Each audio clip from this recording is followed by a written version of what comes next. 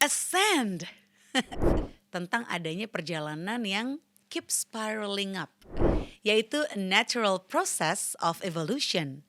It involves shedding the old self and experiencing a profound inner rebirth, an inner evolution that transcends old limiting habits, beliefs, and mindsets. Boleh lah nih gue baca-baca lagi buku ini ya biar lebih paham tentang para higher beings ini. Biar ke bawah naik terus gitu, ascend terus. Dan tubuh kita memiliki energetic frequency yang memancarkan medan elektromagnetik atau electromagnetic field yang tidak terlihat, tapi kuat. Dalam fisika kuantum, hal ini disebut entrainment, yaitu tubuh kita secara alami cenderung menyesuaikan diri dengan frekuensi di sekitar kita.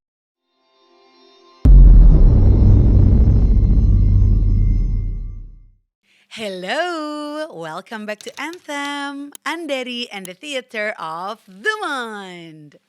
Udah lama banget ya gak monolog kayak gini.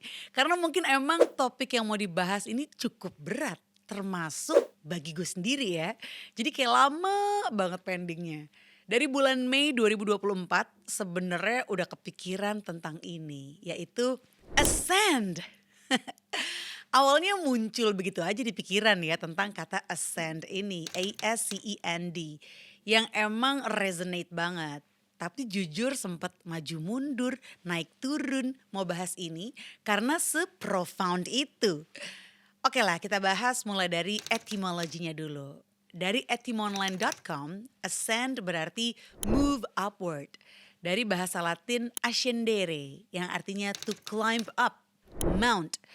Sementara ascending, present participle adjective-nya si ascend ini artinya proceeding from a lower position to a higher. Pas banget, bulan Mei kemarin gue sempet ada perjalanan ke Norway untuk sebuah kerjaan gitu. Nah kalau mau dikait-kaitin sama Norway, kata Norway in English ya berasal dari kata Old English Norweg. Nih kayak gini tulisannya, gue gak tahu baca bener atau enggak, Norweg, bener kayaknya ya. Di tahun 880, yang artinya Northern Way atau Way Leading to the North. Jalan ke utara banget kan tuh ya. Yang kalau di peta arahnya ya ke atas, utara. Jadi berasa relate nih sama ascend ini. Dan jadi semacam panggilan untuk yuk bahas yuk topik ascend ini gitu. Nah kalau ngebayangin jalan naik ya, gue jadi keinget sama bukunya Gay Hendricks yang berjudul The Big Leap. Yang gue temuin di kisaran 2 tahun lalu. The Big Leap yang dimaksud di buku ini adalah lompatan besar menuju zone of genius. Di zona genius menurut Gay Hendricks, ego kita tuh gak penting lagi. Karena kalau kita berkomitmen untuk hidup dalam full potential, ego kita akan punah. Begitupun rasa takut ya. Fear disappears when you are fully engaged in the zone of genius. Nah biasanya menuju zona genius itu banyak yang kebentur sama upper limit problem. Permasalahan yang muncul karena limiting belief tentang adanya perjalanan yang keep spiraling up. Yang biasanya diiringin pemikiran it's too good to be true. Nah kalau udah beranggapan too good to be true, berarti kayak gak percaya kan kalau kita tuh deserve untuk hidup yang sebaik itu. Kayak terlalu bagus lah, gak mungkin lah. Apalah itu keep spiraling up, gak ada lah. Nah itulah cikal bakal upper limit problem yang dimaksud. Gue jujur jadi pengen baca lagi nih bukunya ya. Karena kok kayaknya sekarang gue belum nyampe nih ke zone of genius itu. Yang pasti buku ini recommended banget sih ya buat siapapun. Karena semua orang berhak untuk hidup di dalam potensi penuh dirinya. Alias live life to the fullest. Lanjut, balik lagi nih ke ascend. Gue sempat nemu definisi tentang spiritual ascension dari starmotionmedia.com. Yaitu a natural process of evolution. It involves shedding the old self and experiencing a profound inner rebirth. Many describe it as being upgraded, rebooted, or elevated in vibrational frequency. An inner evolution that transcends old limiting habits, beliefs, and mindsets. Itu definisi yang cukup esensial sih ya menurut gue. Ascend itu bukan yang terus kita tiba-tiba bisa terbang gitu secara fisik ketika ngalaminnya, tapi lebih ke pemahaman yang lebih mendalam lagi tentang keseluruhan diri, baik yang kelihatan maupun yang nggak kelihatan. Ketika gue search nih Ascend ya di sebuah aplikasi Everend, gue nemu buku berjudul Archangels and Ascended Masters by Laura Powers. Di buku itu dijelasin bahwa malaikat membantu kita dalam hidup dan misi jiwa kita.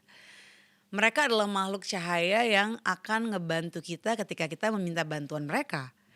Malaikat menghormati free will kita atau keinginan bebas kita.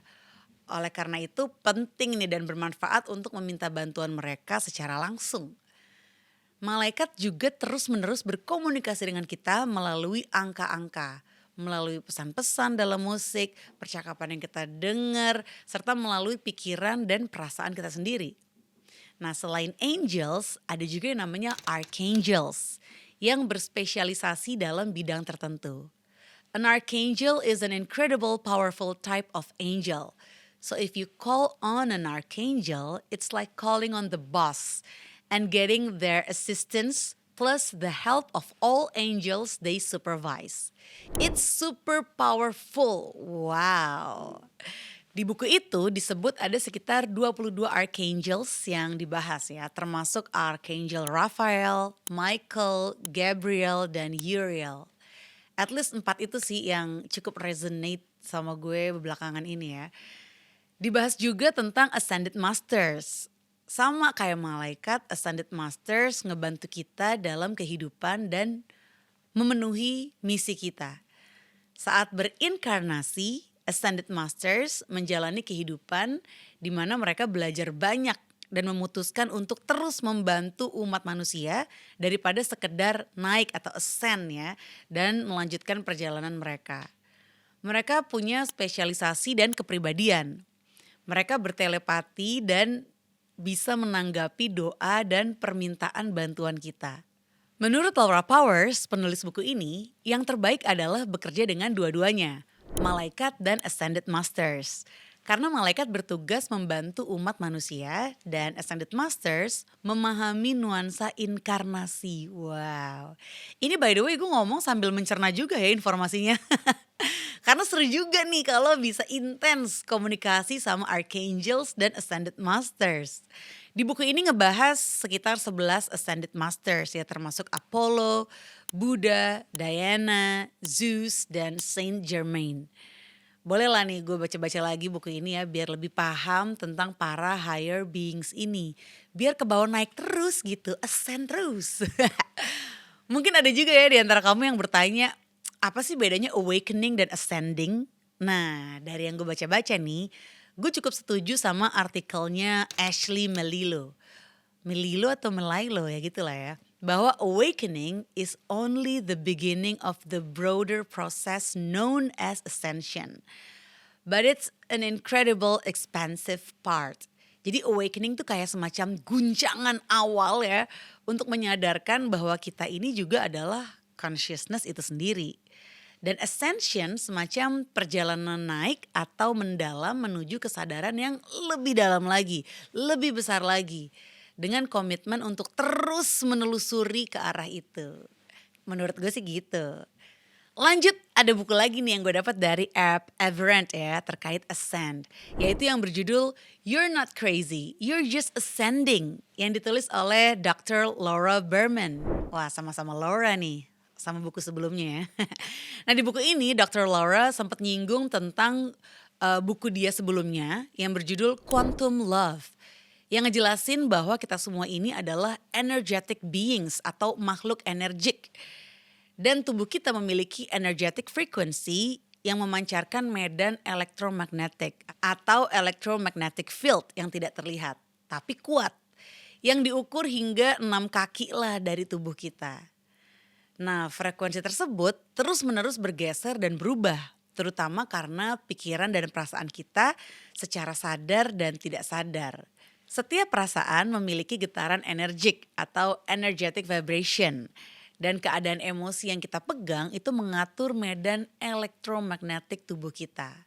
Sayangnya ketika kita nggak sadar dan emang banyak orang yang mengalami ketidaksadaran ini ya, tubuh kita tuh secara otomatis menyesuaikan dengan frekuensi di sekitar kita.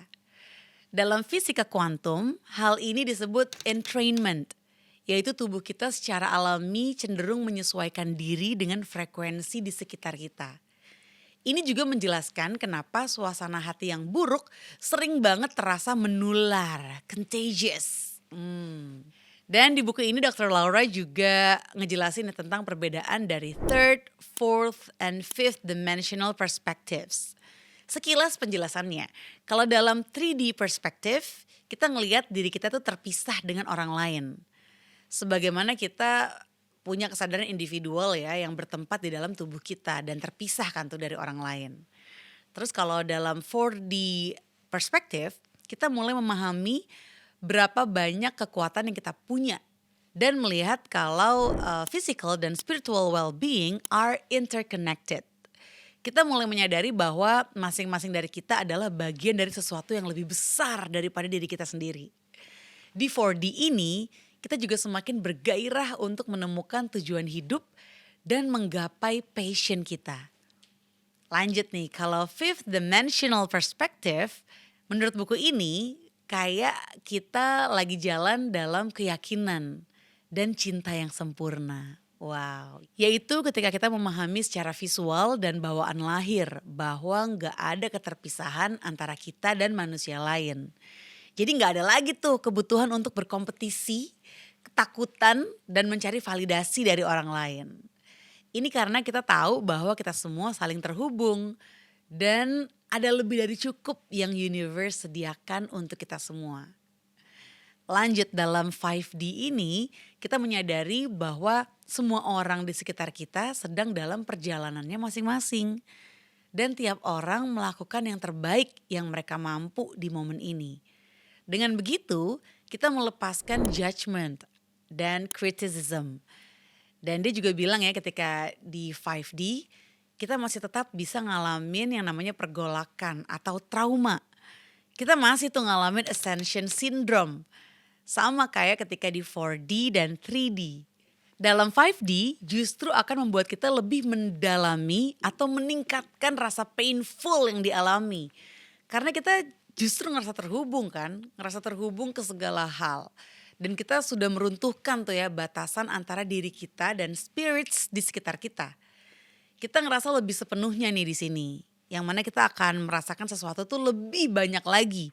Karena kita udah nggak lagi membodohi diri sendiri atau melindungi diri dari pemikiran yang salah tentang separation and material distractions.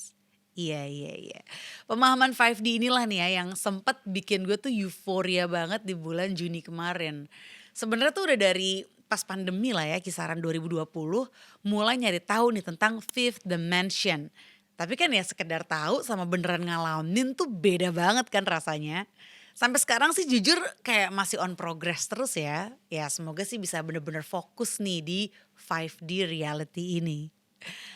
Balik lagi ya ke kata buku ini, dalam kesadaran 5D, kadang kita emang masih ngalamin ascension syndrome.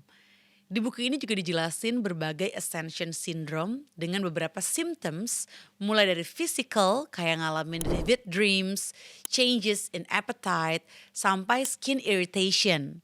Terus juga symptoms emotional, seperti perubahan perilaku, sudden mood swings, feeling overwhelmed, anxiety, dan lainnya.